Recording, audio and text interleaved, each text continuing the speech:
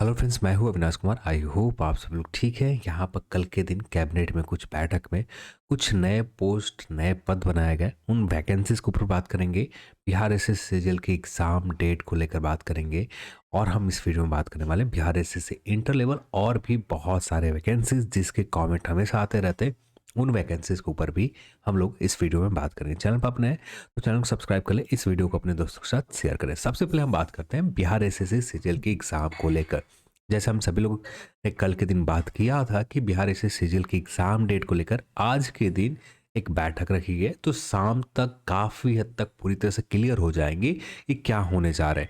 यदि आयोग को जो 9.12 लाख टोटल कैंडिडेट है, 9.12 लाख जो कैंडिडेट है, इन कैंडिडेट को किस तरह से अरेंज किया जाएगा, यदि जितने सेंटर अभी तक आयोग के पास मिले, यदि इन सेंटर में 9.12 लाख कैंडिडेट एडजस्ट हो जाते, इनके एग्ज़ाम सेंटर अलॉट हो जाते, देन एग्ज़ाम आपको तय डेट में होंगे।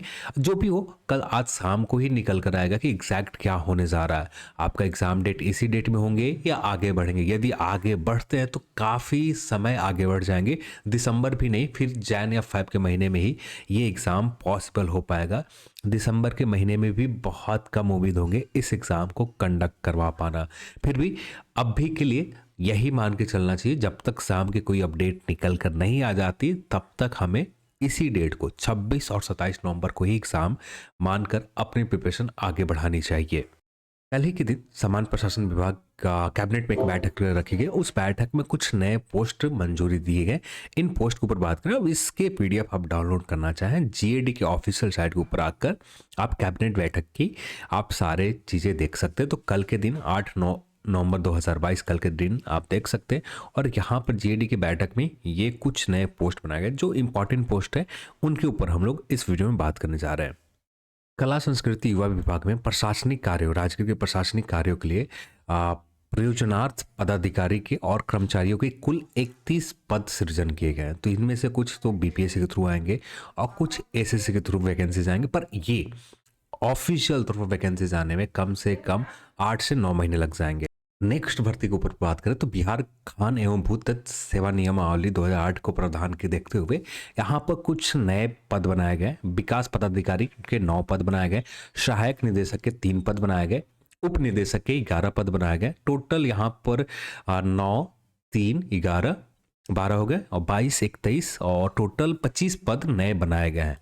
तो यहाँ पर बिहार लोक सेवा आयोग यानी बीपीएससी के माध्यम से इनकी नियुक्ति की स्वीकृति के संबंध में ये पोस्ट बनाए गए। तो यहाँ पर ये भी पोस्ट है। फिर अगले देखें तो पर्यावरण, तो पशु एवं मत्स्य संसाधन विभाग में भी 4 नए नियमित पद बनाए गए। तो ये भी बीपीएससी के माध्यम से ही वैकेंसीज आने वाली है। और पर ये फाइनल तौर पर आपको वैकेंसीज अगले साल ही देखेंगे, इस साल कोई भी वैकेंसीज नहीं दिखेंगे, क्योंकि इन सभी को प्रोसेस में आने में, इनको नियमावली आने के बाद इनके पास आयोग के पास भेजे जाएंगे, देन इसके वैकेंसीज आपको ऑफिशियल साइट के ऊपर दिखेंगे। एक और इम्पॉर्टेंट पोस्ट बनाए गए जो आप हिंदुस्तान के न्यूज़पेपर में देख सकते हैं, 759 नए पद के ऊपर लगभग बनाए गए हैं टोटल। कनीय अन्वेषक के 534 पद है। कल ही के दिन बैठक में ली गई है और कहीं पर इसी पीडीएफ में आपको मिल जाएंगे।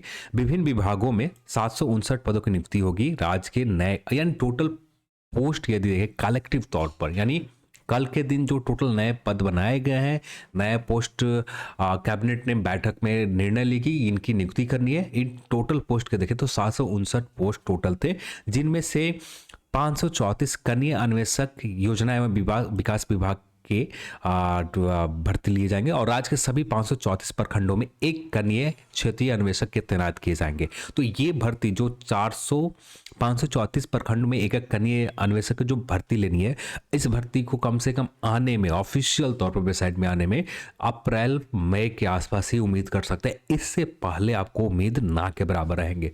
तो ये भी पोस्ट बनाए गए। आगे की ओर हम लोग जब स्क्रॉल करेंगे तो देन इस पोस्ट के भी हम देख ही सकते हैं। तो यहाँ पर स्वास्थ्य विभाग में कुछ है नहीं, 2022 की नई नियमावली बना दी गई है। देन उद्योग विभाग में भी, ऊर्जा विभाग, यहाँ पर कोई नए पोस्ट नहीं बनाए गए। अगले स्वास्थ्य विभाग, देन यहाँ पर हम देखते जाए संसदीय कार्य विभाग और ग्रामीण कार्य, यहाँ पर भी कुछ नए पोस्ट को लेकर कोई बातें नहीं बताई गई है। तो देन हम लोग आगे की ओर देखते हैं। हाँ, ये रहा आपका कनीय विभाग का जो 500, ये टोटल नंबर आप देख सकते हैं, 534 कनीय विभाग के जो पोस्ट बनाए गए, यहाँ पर इसका ऑफिशियल आप देख सकते हैं कैबिनेट ने कल बैठक में मंजूरी दी है। हाँ, इसका विज्ञापन ऑफिशियल तौर पर देखने में कम से कम 4 से 5 मंथ लग जाएंगे। हाँ, इतना श्योर है, वैकेंसीज आएंगे यहाँ पर। अब ये वैकेंसीज आने जैसे जैसे कुछ स्टार्ट होते हैं इसके ऊपर वैकेंसीज को लेकर, और किस तरह से इस भर्ती प्रक्रिया को पूरी की जाएगी, देन उसके बाद ही एग्जैक्ट आपको निकल कर आएंगे अपडेट की हाँ इसके विज्ञापन कब तक मिलेगा। हाँ, आप उम्मीद कर सकते हैं अप्रैल में तक काफ़ी हद तक बहुत अच्छी जानकारी निकल कर आ जाएगी कि इसकी वैकेंसीज फाइनली हमें कब तक दिखने को मिलेंगे। ठीक है, तब तक हमें इंतजार करने पड़ेंगे।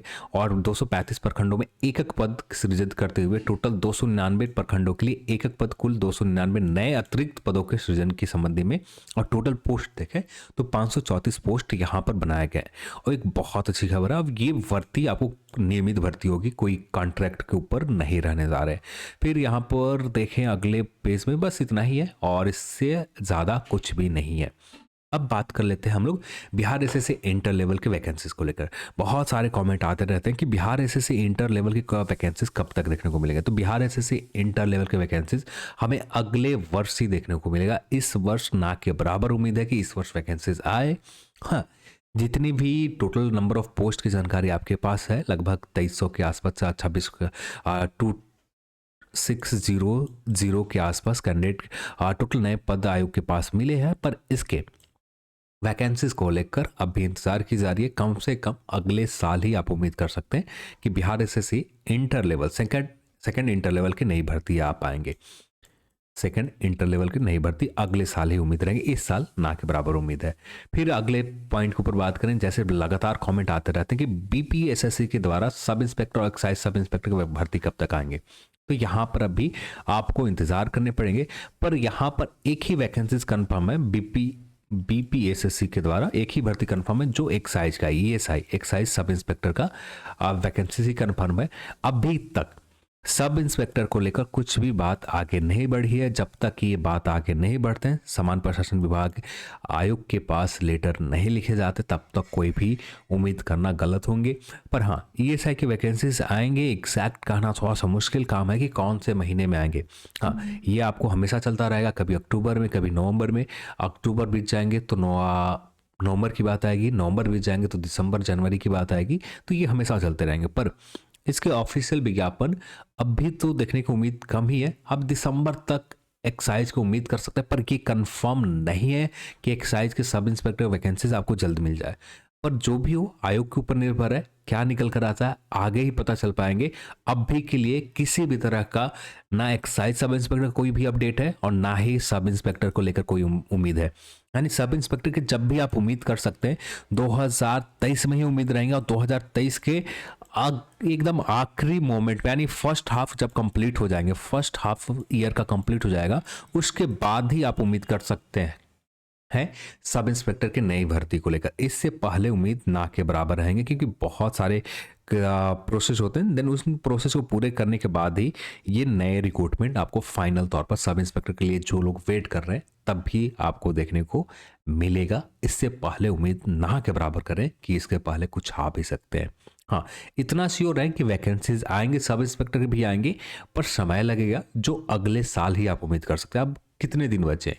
मात्र गिन के 1 महीने तो बचे हैं। यानी इस महीने तो नवंबर एक तरह से मान के चलो खत्म ही हो गए, दिसंबर बचे हैं।